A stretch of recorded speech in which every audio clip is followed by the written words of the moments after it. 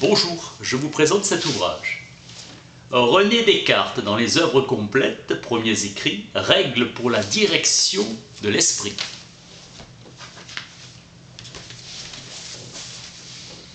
Œuvre posthume de Descartes, texte de jeunesse inachevé, usage privé, réflexif et pas pour être livré à la publication. Conçu de manière à expliciter le mode de résolution de l'ensemble des questions qui peuvent se poser à l'homme. La règle 1, la sagesse universelle désigne moins un savoir que la manière de développer la lumière naturelle de sa raison et de conduire ses pensées par ordre pour résoudre toutes les difficultés qui peuvent se présenter dans une vie humaine. Le bon sens est semblable à la lumière du soleil, rayonnement. Règle 2. La règle 2 conduit à réduire la certitude de l'ensemble des savoirs au modèle de la certitude mathématique. La déduction est décrite comme une chaîne d'intuitions successives. La méthode est un outil pour nous aider à accomplir des intuitions. Exporter le modèle de la rigueur des démonstrations mathématiques à toutes les questions. 3 modes de connaissance: entendement, imagination et sens.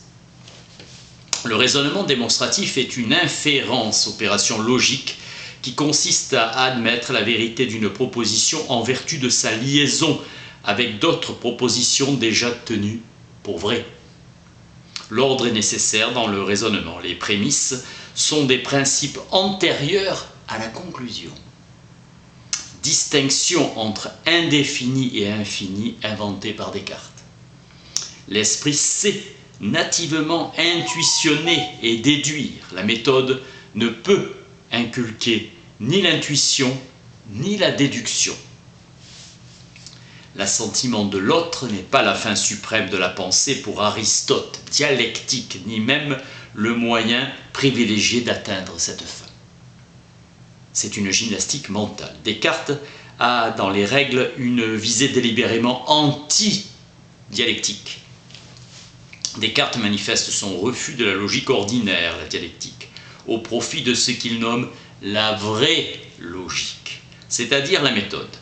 Descartes se sert du modèle des équations mathématiques. L'âme et sa force reposent sur l'union de l'âme et du corps, action de l'une sur l'autre et réciproquement. Diriger l'esprit jusqu'à le rendre capable d'énoncer des jugements solides et vrais sur tout. L'arithmétique et la géométrie étaient les seuls à être exemptes de tout vice, de fausseté ou d'incertitude. Expérience et déduction. On ne peut se passer d'une méthode pour se mettre en quête de la vérité des choses. Distinguer les choses les plus simples de celles qui sont complexes et poursuivre l'examen avec ordre. Le secret de la méthode est, en toute chose, repérer soigneusement ce qui est le plus absolu par rapport à ce qui est relatif. Tout considéré avec ordre et énumération doit être ordonné, libre arbitre de chacun. Tourner le regard de l'esprit vers les choses les plus insignifiantes et les plus faciles. Pour que l'esprit gagne en sagacité, on doit lui donner de l'exercice en lui faisant chercher ce que les autres ont déjà trouvé, même les plus insignifiantes. Éviter que notre raison ne reste au chômage. Recherchons la vérité. L'entendement peut être mu par l'imagination ou, inversement, agir sur elle. De même, l'imagination peut agir sur les sens. Il faut écarter les sens et dépouiller l'imagination autant que faire se peut de toute impression distincte.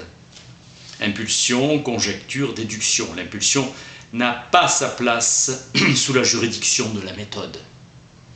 Nous nous trompons, jugement, qu'en composant nous-mêmes d'une manière ou d'une autre les choses que nous croyons.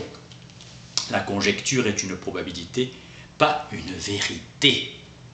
Seule la déduction peut nous rendre certains de la vérité. Une connaissance certaine de la vérité, intuition évidente et déduction nécessaire. Réduire la difficulté à sa forme la plus simple, que le lecteur ait le goût des études arithmétiques et de géométrie.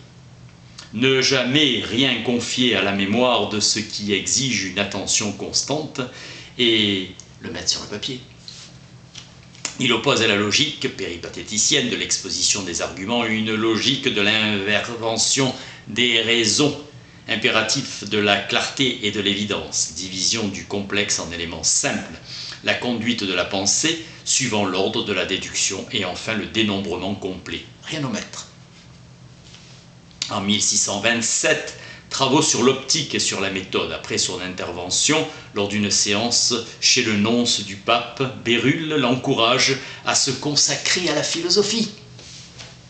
1628, Descartes décide à fonder une philosophie plus certaine que la vulgaire et se retire aux Pays-Bas 20 ans. En novembre 1633, il apprend la condamnation de Galilée et décide d'ajourner la publication du Monde, puis publication sous nom d'auteur, sans nom d'auteur. 1642, condamnation de Régis, disciple de Descartes, devenu professeur à Utrecht, et de la nouvelle philosophie cartésienne par les magistrats. Régis considère l'homme, du fait de l'union de deux substances opposées, l'âme et le corps, comme un être par accident et non pas comme un être ayant véritablement une unité. Descartes s'était opposé à cette thèse. Glossaire, abstraction, procédé qui reconduit toute question à la grandeur en général, en la séparant de toute matière superflue. Bon sens et la raison ou la faculté de raisonner pour faire surgir la vérité de ses pensées. Certitude s'oppose à ce qui est probable ou douteux. Déduction est la pure inférence d'une chose à partir d'une autre. C'est une chaîne d'intuitions successives.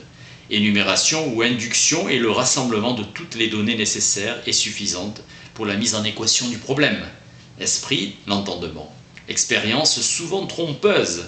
Préférer la déduction sur la voie de la connaissance des choses. Idée, figure imprimée dans la fantaisie ou imagination corporelle. Intuition, saisie immédiate ou représentation claire et distincte de l'entendement. Invention, 1. Celle que l'on peut trouver par la force de l'esprit et par la conduite de la raison. 2. Celle provenant de la fortune. 3. Les choses de petite valeur estimées comme des choses de grand prix. L'invention, seule la première est louable. Signifie la réduction des questions complexes en questions simples, chemin déductif. Mathesis universalis, science universelle de l'ordre et de la mesure. Ordre spécifiant la méthode, la disposition. Méthode, règle certaine par l'observation exacte, sûre de ne jamais prendre une erreur pour vérité. L'ensemble des règles, nature simple ou notion. Tout ce qui contient en soi, en l'état pur et simple, la nature sur laquelle porte la question. Question parfaitement comprise qui détermine précisément l'inconnu qu'elle recherche. Une question parfaitement comprise offre tous les éléments de la résolution. Représentation par intuition, j'entends non point le témoignage instable des sens, ni le jugement trompeur de l'imagination qui opère des compositions sans valeur, mais une représentation qui est le fait de l'intelligence pure et attentive, facile et distincte, ne subsistant aucun doute. Une figuration des facultés, l'idée est tout ce qui est en notre esprit lorsque nous concevons une chose. René Descartes, dans les œuvres complètes, premiers écrits, règles pour la direction de l'esprit. Merci.